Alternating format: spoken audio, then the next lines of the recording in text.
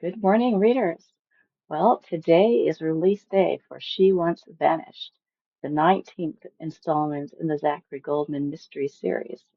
Now, if you're a fan of intrigue, suspense, and complex characters, this is one release you won't want to miss.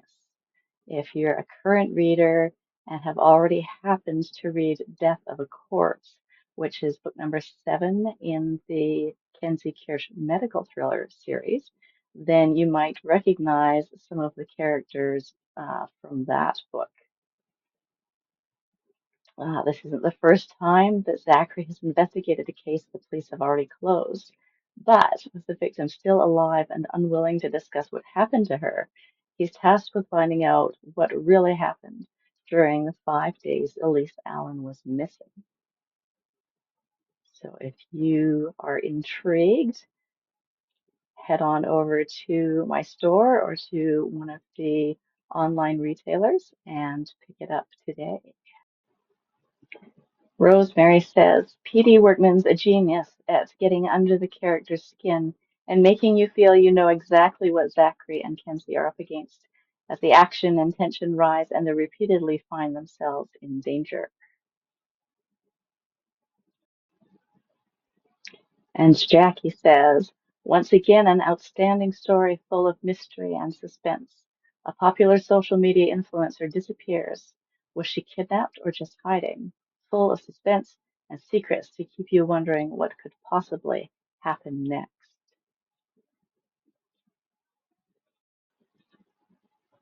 Candy says, wow, such an intense story.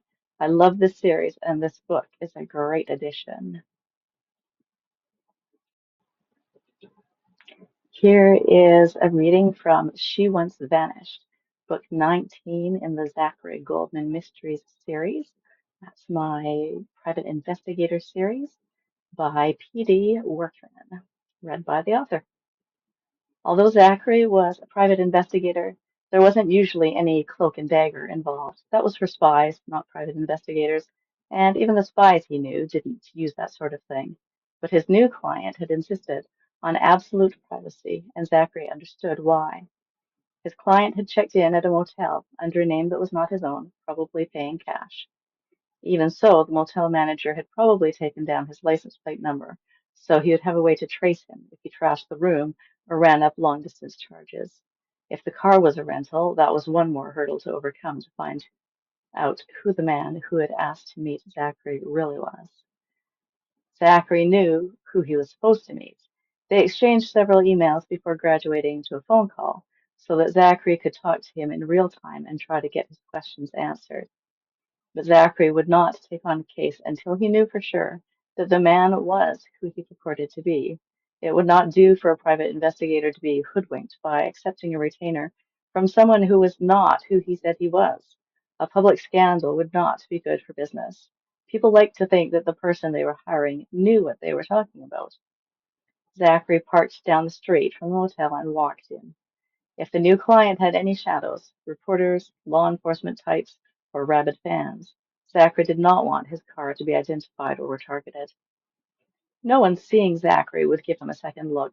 In fact, most would avoid taking even a first look. He was on the short side and skinny, having to work to keep his weight up to the low healthy zone. His hair was dark and buzz cut short, the epitome of easy to care for. He usually had several days' growth of beard, making him look scruffy and unkempt. People did not like being approached by a scruffy, possibly homeless man.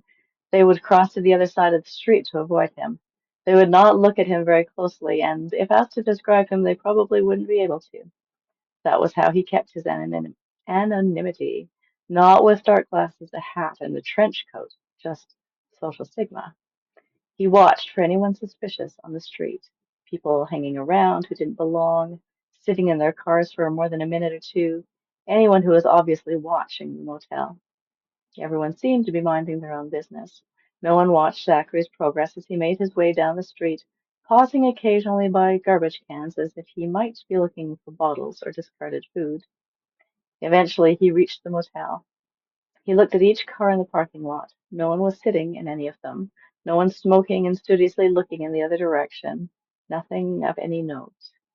Zachary knocked on the door he'd been told to, though there was no car in the parking spot assigned to that room. He'd been told to knock loudly, which seemed to contradict the client's wish to remain unnoticed, but Zachary followed his instructions anyway. A curtain twitched 2 motel rooms down. Zachary stood still, watching it, waiting for the door in front of him to open. Instead, the door 2 rooms down opened, and a young man stuck his head out the door. "Mr. Goldman, come down here." Zachary joined him. The man shut, locked, and chained the door. He closed the blinds and pulled the curtains straight so that there was no way for anyone outside to see in. The stale air inside the motel room was tinged with faint scent of bleach and cigarette smoke. The man turned to look at Zachary. He removed dark glasses, which had probably made him half blind in the dim motel room. "Well, you wanted to see me face to face," he told Zachary. "Are you satisfied?" Zachary was mildly surprised that the man was who he said he was, that he had told the truth about moving to Vermont and wanting to hire an obscure private investigator and have him investigate a case that, as far as the police were concerned, was not a crime. The file had been closed and life went on for the rest of the world, for everyone except Dane Porter and Elysse Allen. Zachary held his hand out to Dane Porter to shake. "Good to meet you, Mr. Porter." "Dane. And may I call you Zachary?" He nodded. He always preferred that his clients called him by his first name. Mr. Goldman was just too formal. "Have a seat." The motel room was provisioned with a small table and 2 straight wooden chairs, and Dane and Zachary both sat down. Dane stood again to fill a cup of coffee from the small motel room carafe. "Can I get you one?" "Sure." Zachary could always use another cup of coffee. Dane brought both cups over to the table and sat down again. He looked around as if he thought he might have forgotten to do something else. Traffic hummed in the distance, and there were occasional voices or the sounds of footsteps from the other motel rooms. When he brought his gaze back to Zachary, studying him for a moment as if he weren't sure if he could trust him. "I'm not much to look at," Zachary told him, "but you wouldn't want me attracting attention." "No," Dane agreed. He looked at the window, confirming that no one could look in at them. This was what he had become, someone who was hunted everywhere he went. He always had to be on the alert, always looking over his shoulder and in front of him and on his flanks. He could never be sure that he hadn't been seen and recognized. "I didn't see anyone suspicious," Zachary confirmed. "I don't think you were followed." "No, of course not. That's good. I appreciate you meeting with me in person. I know this is probably not what you had in mind when you first emailed me." "No, that's true. I figured I'd just be able to email you and you would take the case."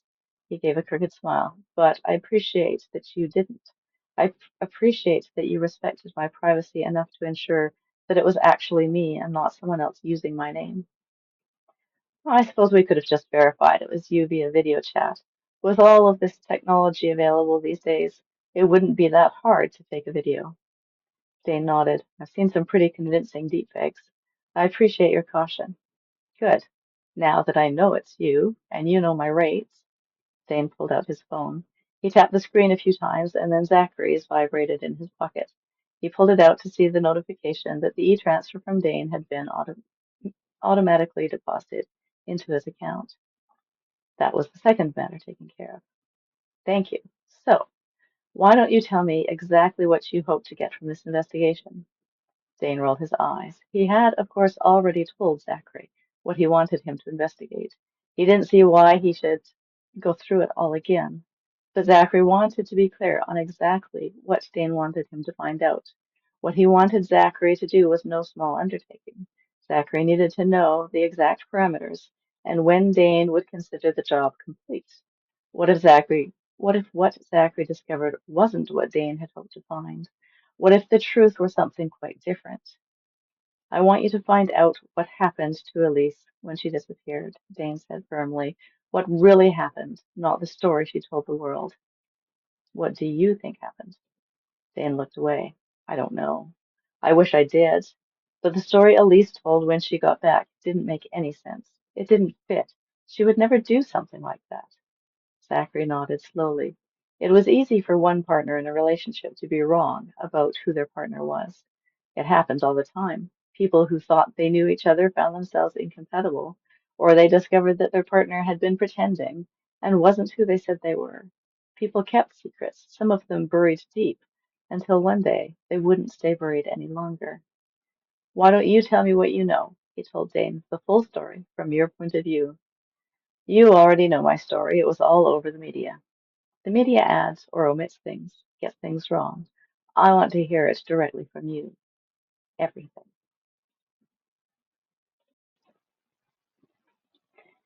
She Once Vanished promises an enthralling ride filled with unexpected revelations and heart-pounding suspense that will resonate long after you close this cover. Whether you're already a fan of Zachary Goldman or new to his world, She Once Vanished offers something special for every mystery lover. So don't wait. Grab your copy today and immerse yourself in this captivating tale. Are you looking at catching up on the series or starting from the beginning? She Wore Mourning is the first book in the series where Zachary investigates the death of a child. You can get books 14 through 16 in a bundle at my e-store or any of the online retailers. That's She Sought Vengeance. No, They Sought Vengeance. She Was Their Target, or His Fear Was Real. All three of those in one. Or if you go to my e-store, you can get books number 1 through 16 for about 50% of the cost of buying all of the books individually. And that's available at my e-store and a couple of the retailers. Not all of them will allow that many books at the right price. So check those out now, and I hope you keep reading.